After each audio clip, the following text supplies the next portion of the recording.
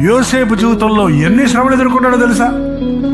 అన్నలు ఎగతాళి చేసి తాళ్లతో కట్టేసి గోతులో పడేసి వ్యాపారస్తులకు అమ్మేసి బానిస పని చేసుకొని బతుకుతూ చెయ్యని నేరానికి నిందరబడి చెరసాల్లో పడి అవమానాలు పొందాడు. కానీ దేవుడు అతనికి తోడై ఉండను గనుక అతడు చేయనదంతయో సఫలమాయను. దేవుడు అతనికి తోడై ఉండను గనుక అతడు చేయనదంతయో ఎక్కడుంటే అక్కడే దీవెన. జైల్లో కూడా దీవెనగా మారాడు. అక్కడ చెరసాల వాళ్ళకి పోతిఫర్ ఇంటి అన్యుడి ఇంట్లో ఆశీర్వాదకరంగా మారాడు.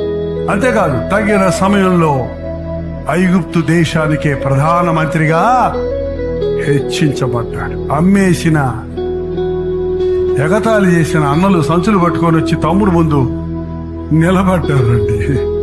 నీ శత్రువులు ఎదుట నీకు భోజనమో సిద్ధపరుస్తానన్నాడు. సద్భక్తితో జీవిద్దాం. శ్రమ వచ్చినా నష్టం వచ్చినా పర్వాలేదు. అవి తాత్కాలికమైన శ్రమలే, తాత్కాలికమైన నష్టములే.